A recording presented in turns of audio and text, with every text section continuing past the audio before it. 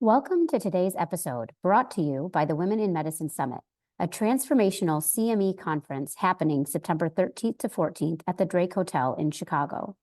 Engage in leadership programming, learn negotiation skills, receive on-site coaching and mentoring, and see who will win this year's I Stand With Her awards. This year, we're excited to offer unique programming that includes a special session on how using improv comedy can bring fun back into medicine.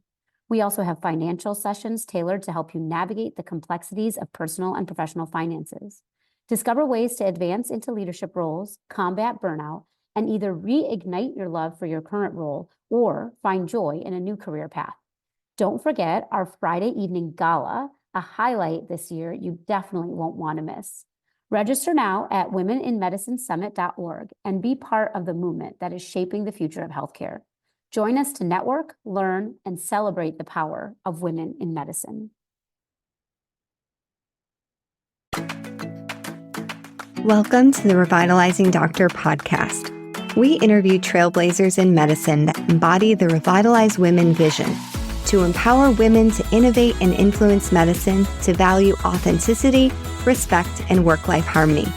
We recognize the challenges in medicine, and we're committed to providing coaching-informed strategies to help you go from surviving to thriving. I'm back with part 2 of our podcast with Drop the Resolution and Form the Habit. And we're talking with physician coaches, Dr. Morrison, Dr. Kazir, and Dr. Dinsmore from the Whole Physicians. Thanks for joining me today. Thanks so much for having us. Awesome. And in part 1, I would definitely encourage listeners to go back and listen to that. We talk about why resolutions fail and why habits are the better way to go. And we cover some common thought errors. There are many books on habits, and the one I've read most recently is Atomic Habits by James Clear. It's not a recent book, though. It's just one that many people have heard of. So we're going to go through some quotes from that book. And then I know you also have some other books that you'd recommend. So we'll make sure we at least mention those and drop them in the show notes. So one of the quotes I like from Atomic Habits is, when scientists analyze people who appear to have tremendous self-control, it turns out those individuals aren't all that different from those who are struggling. Instead, disciplined people are better at structuring their lives in a way that does not require heroic willpower and self-control. Well, maybe let's start with, and I think this links back to what we were talking about in part 1. If you start with the premise that you're not worthy and that you're a crappy person that doesn't get things done, then that's a problem, that you can't essentially self-flagellate your way into long-term success. Then let's unpack part 2 about structuring the environment. But I think we're really trying to get at the root that if you're starting with that you're a crappy person, there's no amount of environmental and hacks. We didn't start this episode about hacks. So I will turn it over to the TWPs to drop some knowledge on us. I would just say that everyone is who they are because of a set of things that have happened.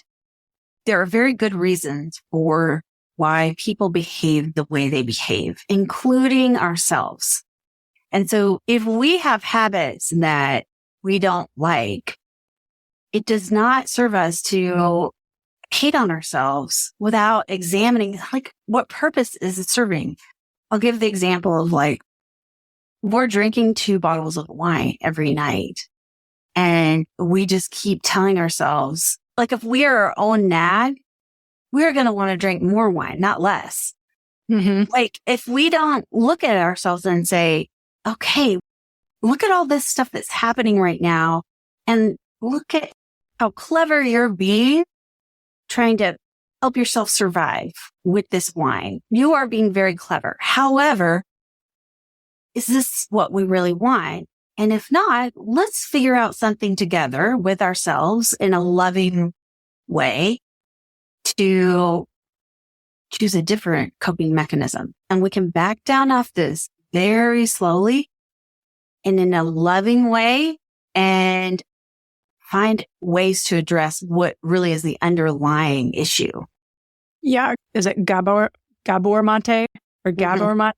It says when you look at addictions, it's not that there's some crazy problem with your brain. It is simply an attempt to self-soothe. It just unfortunately isn't a strategy that works for long-term happiness and health, but we can 100% have compassion for if that's all you know, and that's the way that you figured out is the quickest and fastest way to stop feeling miserable, well, then of course it makes sense. But what we do want to acknowledge is what you said, that these people aren't more disciplined people. We tell ourselves that lie, that like, I'm just somebody, I just have no control over myself. Oh yeah? Do you grope every good-looking person that you pass by? Probably not. Do you steal everything that you want? Probably not. So you actually do have tremendous self-control, and you telling yourself that a cookie has massive control over your life is simply a thought that you're buying into, and it is not helpful. So that is what can help, is to start identifying what it is that thought before you do the habit that you don't want to do, because almost always it's something like, oh, well, that's going to be so good. If you're hook, line, and sinker into that, then it's going to be really hard to resist that thing. If like my whole entire existence is wrapped around bread.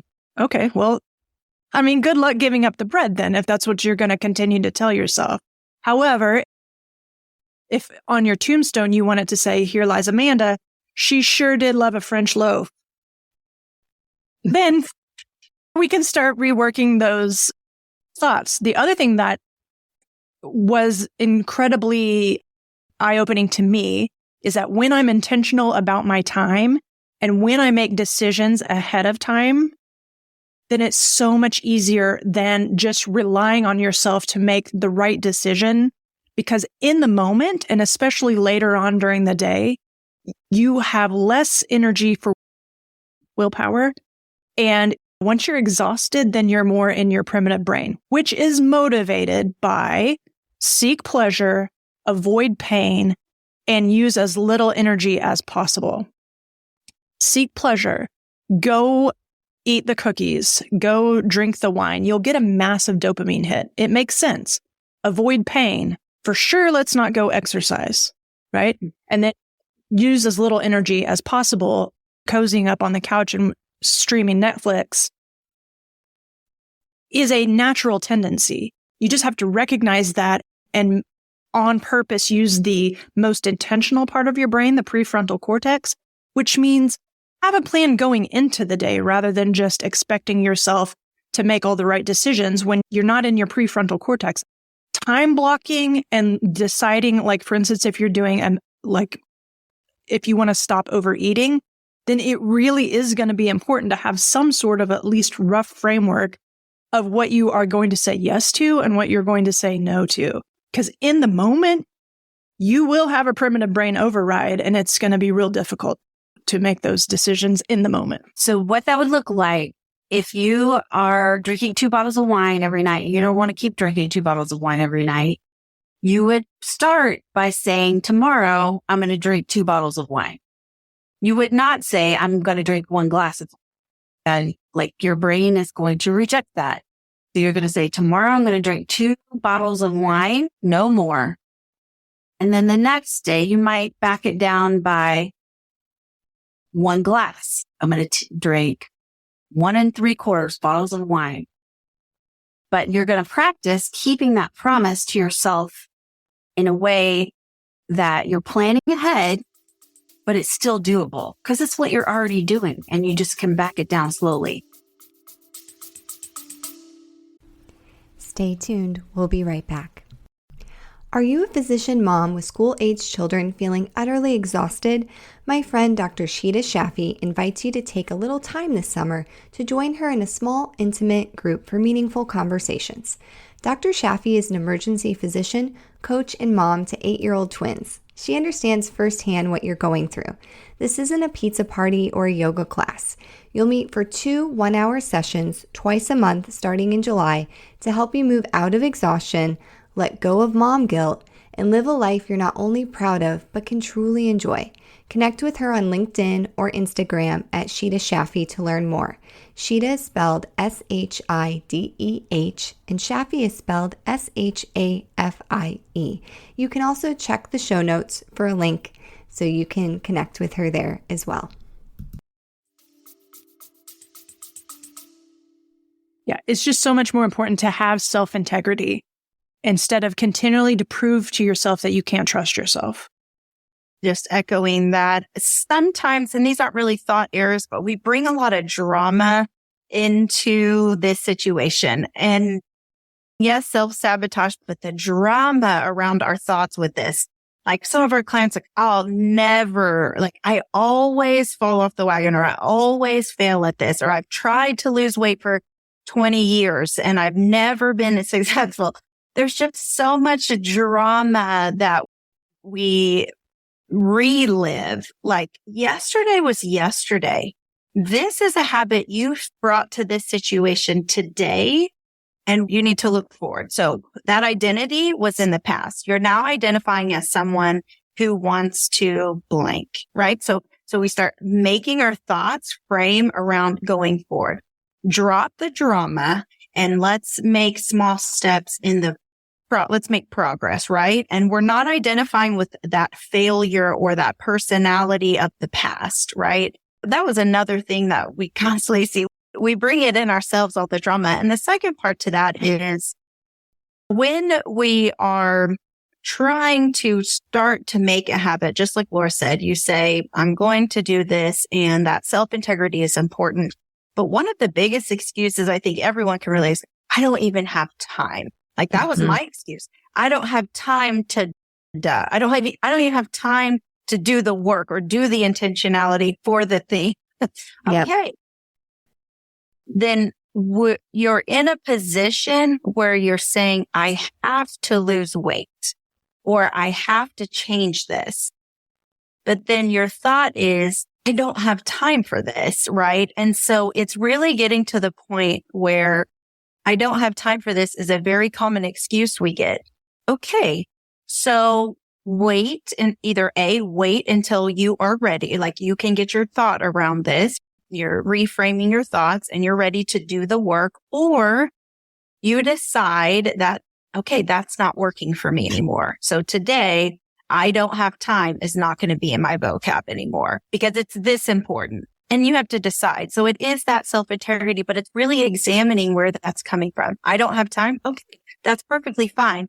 When that stops working for you, let's revisit. I mean, we tell this to our clients all the time. You're allowed to have those thoughts, but it hasn't worked so far because the habit that you're looking to keep and make and change and move on from is just not happening yet.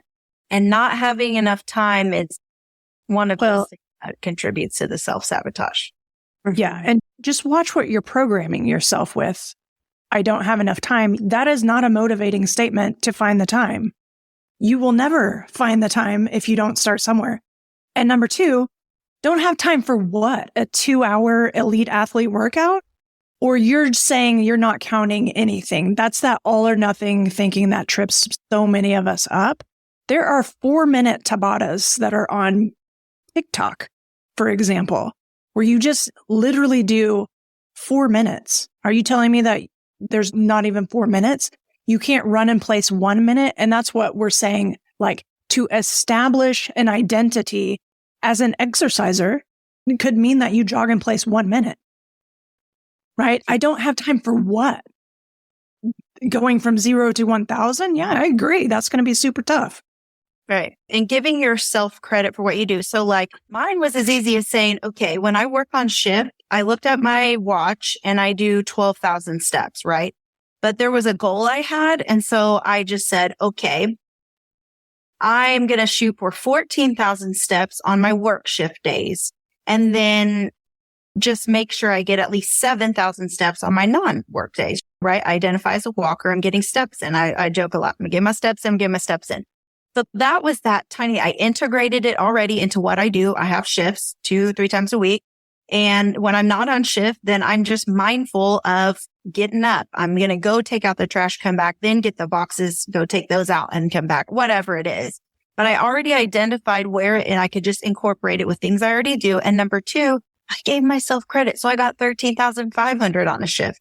Sweet. I got close. Like tomorrow, I'm just going to go check on 2 more patients. I'll get those 500 steps or whatever it is. But really incorporating it into what I was already doing. And like I said, identifying as getting my steps in, that's what I did. And then you move on from there. But it is a part of there's literature. We've said this on our podcast, 11 minutes. 11 minutes is significant. High intensity or a combination of weight training, brisk walk, 11 minutes is even significant when we're looking at long-term health, longevity, and decreased mortality. So there's literature out at 11 minutes. Even easier. How could 1 minute not be better than 0 minutes? Right. But yet we give ourselves no credit. But then back to your quote, disciplined people are better at structuring their lives in a way that does not require heroic willpower and self-control.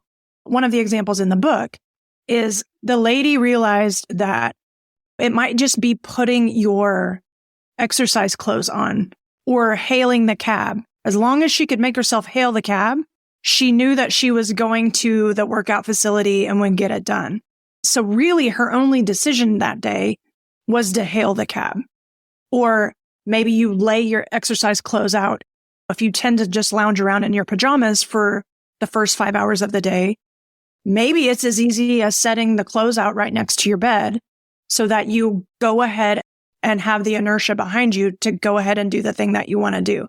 Maybe you want to start flossing, and so you stick it next to your coffee dispenser. So maybe you just do the quick little flossing apparatus thing right before you have your coffee. Anything like that is going to tie it to something that you're already doing. That's all we're looking for you to do, is get on the ladder of success. You don't have to go high. We just want you on the ladder of success. So make it as easy as possible. What's the minimum amount that you know you can do every day, and give yourself credit and celebrate it? Yeah. So one of the other books that we love is Tiny Habits by BJ Fogg. And I love a couple of his examples. He wanted to start flossing. He wasn't a flosser. He started by flossing 1 tooth at a time. You could talk yourself into flossing 1 tooth. He's big on anchoring it with something else you're already doing. So every time he goes to pee, he does a couple of push-ups, at least 2, but sometimes 50. So over time, that really adds up. But his flossing 1 tooth cracks me up.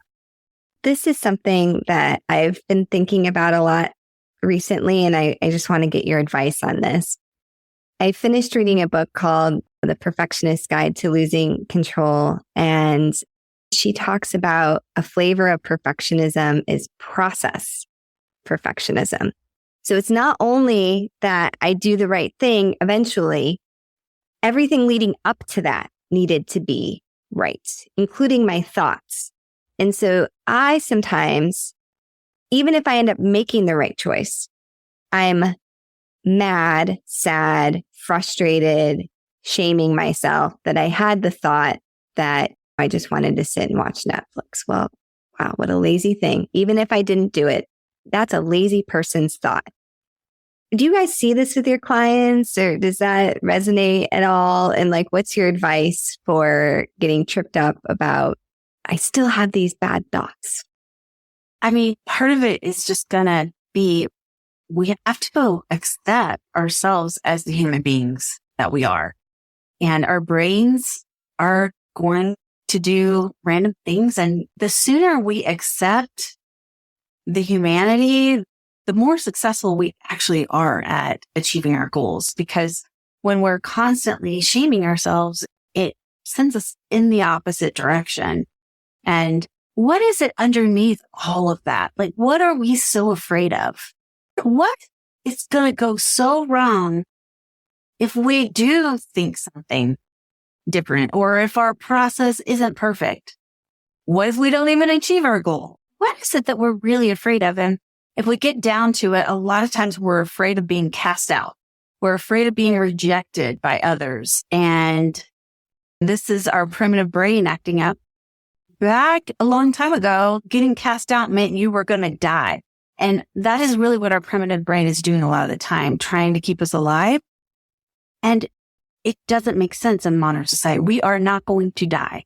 We're not going to die if we fail at something. We're not going to die if we sit on the couch and watch Netflix instead of doing our exercise. We're not going to die if we don't get the fellowship we want or our paper doesn't get accepted for publication. We are not going to die. We're going to be just fine. But our brains don't believe that. And it really does trip us up. Well, other thing too is like, of course your brain wants to watch Netflix. That's part of the motivational triad of expending very little energy and getting that nice little dopamine hit from television. Of course it does. But you are also not your thoughts. So you don't need to berate your brain. Your brain's just acting like a human brain. Having compassion for that, we like to call it a toddler with a knife, right? It's just trying to help you conserve energy and get some dopamine. That sounds legitimate, right? But you can take that knife away. Having self-compassion is going to get you a lot farther than berating yourself. However, your brain will offer up that this is how we got to our successful level in the first place. This is how you got to the level despite your primitive brain and despite your self-flagellation. Can you imagine how much you could accomplish if you had your own back and you encouraged yourself? Like that would be, I mean, I don't even know what we could accomplish. Wow. I think that is a wonderful way to end the podcast. Just really letting people sit with that. What could you accomplish? How could you feel if you let the shame go? If you truly believed you were worthy? And if you're struggling with that, what's behind it? And these are big questions. All of us here have been coached. All of us here are coaching people. So if you're hearing this going, I don't even know where to start, could somebody reach out and chat with you? Absolutely. At our website, we offer free, what we call physician wellness triage. Like it's just a space to experience what coaching is like and get a little bit off your chest. And it's amazing how fantastic it works and how much better people can feel just after a brief 30-minute consult. So that is always an option. And we have some CME courses and coaching available on our website as well at www.thewholephysician.com. And I think that's the message I want to leave people with is this is hard stuff. And all of us are in the messy middle of 40s plus living. And this is that time where Brene Brown says the universe grabs you and holds on to you and says, no, I'm not messing around. Like you can like get it together. But she doesn't. She does effing around. And I agree. And the power of coaching, all of us, whether it's Revitalize, TWP, there's different options out there that make it really accessible. So stop going at it alone. And while we mentioned some fabulous books, and definitely pick up the book, read a book, it's great. But I am also asking the audience, how many times have you read the book and you've actually done the thing? There's a reason that there's this disconnect. There's a reason that professional athletes have coaches. And so maybe this year, try something different. Drop the resolution, start a habit, and get a coach. I would also offer too, as strategic partners of Revitalize, if you're a high achieving woman, having that network, because part of the problem is we think we're the only ones that are having these thoughts. But we've talked to enough people now that you are very normal to have a human brain that's acting like a human brain. So being able to connect with other people going through the same stuff. And sometimes our workplaces aren't a place where we can be vulnerable. So having some place that you can, that's key, because that is ultimately the first step in becoming your authentic self. I love that. Absolutely. Well, this has been just the best way to spend my morning and think about what habit I want in this new year. And I'm so glad to have you all as friends and part of Revitalize and know that I can message any of you and get some advice when I inevitably have a thought error. I'm probably going to have one in about probably 15 minutes. Dr. Brains are especially good at it. All right. Thanks, guys. We'll see you soon. Thank you. Bye. Thanks for listening to The Revitalizing Doctor, a project of Revitalize Women Physician Circle. Our mission is to connect women physicians and allies through innovative, value-based coaching methods that align trust, support, accountability, and skill development to ignite the courage and clarity necessary to take bold actions, create change, and thrive. If you're interested in working with us, check out our website at peoplealwayshcc.com/revitalize or email us at revitalizemm.info@gmail.com. This podcast represents the views of our host and guest. It does not reflect the views of any institution we work for or with.